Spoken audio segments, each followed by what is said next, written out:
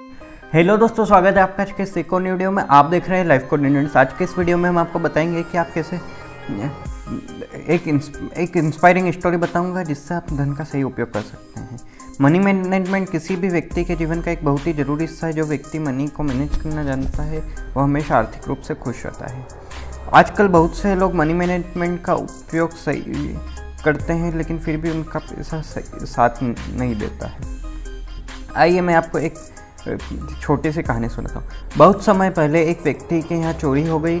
चोर उनके घर में 10 लाख रुपए चोरी करके चला गया। पूरा परिवार बहुत दुखी था। उस व्यक्ति और उसकी पत्नी का रो रो कर बुरा हाल था। पुलिस में रिपोर्ट लिखा दी गई। पुलिस घर आई और जो जांच पड़ताल उन्हें करनी पड़ी वह करके चले गए। तभी अचानक उनके कुलगुरु उनसे मिलने पहुँचे। परेशान परिवार ने घर आए, कुलगुरु का स्वागत किया, उन्हें सम्मान से बिठाया और पानी आदि को पूछा। कुलगुरु ने देखा कि घर में सभी उदास है, सबके चेहरे लटके हुए। उन्होंने पूछा, क्या बात है, सब इतने परेशान क्यों लग रहे हैं, घर में सब कुछ ठीक तो चल रहा है या नहीं। तब उस व्यक्ति ने अपने गुरु को चोरी के बारे में सब कुछ बता दिया। गुरुजी बोले, चोर क्या क्या चुरा ले गया। वह व्यक्ति बोला, घर में कोई कीमती चीज़ है ही नहीं, जैसे तैसे अपना गुजारा करते हैं। चोर हमारी जमा पूंजी ले गया जो 10 लाख रुपए थी। गुरुजी बोले, क्या 10 लाख रुपए? तुम तो इतनी मुश्किल से अपने घर का खर्चा चलाते हो, तो बहुत सी ज़रूरतों की चीज़ें भी तुम्हारे घर में नहीं और इतने रुपए तुम्हारे पास कहाँ से आए। व्यक्ति बोला, मेरे पिता ने मुझे 6 लाख रुपए दे गए थे और उन्हें कह गए थे कि इन्हें कहीं खर्च मत करना और इनमें बहुत से पैसे और जोड़ना और उन्हें अपने बेटों को दे देना और उनसे भी आगे पैसों को जोड़ते रहने को कह देना। अब तक मैं इसमें 4 लाख रुपया जोड़ चुका हूँ, लेकिन गुरुजी अब मैं बर्बाद हो गया। मेरा सब कुछ जुट गया, वर्षों की कमाई में से सब चला गया, कुछ ना बचा। गुरुजी बोले, परेशान मत हो और धीरज रखो। यह बताओ कि तुमने इस जमा पूंजी में से आज तक कुछ खर्च नहीं किया। व्यक्ति बोला, नहीं, खर्चा करता भी तो कैसे, यदि खर्च करता तो इतना जोड़ पाता क्या। गुरुजी बोले, आने वाले समय में इस धन में से कितना खर्च करने का तुम्हारा इरादा है। व्यक्ति बोला, जी बिल्कुल भी खर्च करने का इरादा नहीं था। यदि खर्च करता तो आगे और अधिक धन कैसे बढ़ता और बेटों को दिया जाने वाला धन कम ना हो जाता।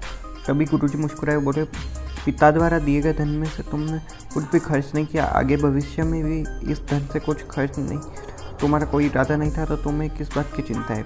व्यक्ति बोला, चिंता नहीं होगी गुरुजी, आखिर हमारे इतने वर्षों के जमा पूंजी, हमारे पूर्वजों ने हमें इस धन का प्रबंधन सिखाया है। इतना सुनकर गुरुजी घर से बाहर चले गए और एक थैले में छोटे पत्थर भर लाए और उस धनी व्यक्ति को देते हुए बोले, पत्थर भरे हुए इस थैले को लो और वहाँ रख दो जहाँ तुमने अपना धन रखा हुआ था। हर महीने उसमें से कुछ और पत्थर जोड़ते रहना, इससे बहुत से पत्थर इकट्ठे हो जाएंगे। जब तुम इनमें से जरूरत पड़ने पर कुछ भी खर्च नहीं करोगे, तिजोरी में धन और पत्थर क्या दोनों एक ही तो हैं। धन तुम खर्च करना नहीं चाहते हो और यह पत्थर तुम खर्च कर ना सकोगे, तो दोनों बराबर ही हो जाएंगे। अपने गुरुजी की इन बातों को सुनकर इस व्यक्ति की आंखें खुल गई। वह बोला, गलती हमारी है, अगर ज़रूरत पड़ने से इस धन को खर्च करते तो आज तक ज़रूरत की चीज़ों के लिए कभी परेशान ना होते। वह यह बात बोला तो उसे गुरु बीच में रोकते हुए गुरुजी बोले, और नहीं, तुम्हारा यह धन चोरों द्वारा चुराया जाता क्योंकि तुमने अपने घर की सही मरम्मत नहीं कराई थी और इस बात का फ़ायदा उठाकर चोर घर में घुस गया। इतना पैसा होने पर घर को सुरक्षित रखना भी एक ज़रूरत थी जो तुमने पूरी नहीं की। उस व्यक्ति की आंखें खुल चुकी थी। गुरुजी का बात सुनकर समझ में आ गई।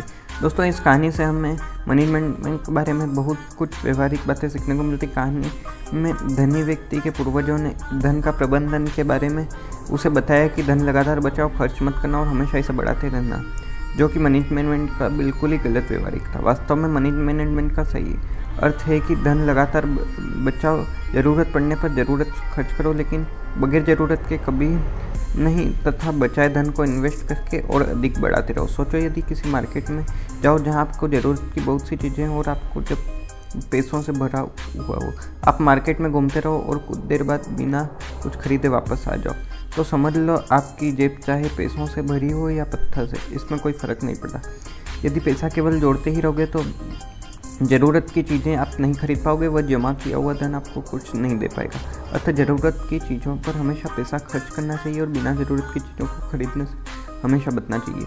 धन चलता हुआ अच्छा रहता है क्योंकि तभी यह सही मायने में बढ़ता है जब वह रुका हुआ धन हो या चुरा लिया जाता है। अपना मूल्य को लगातार कम करना है।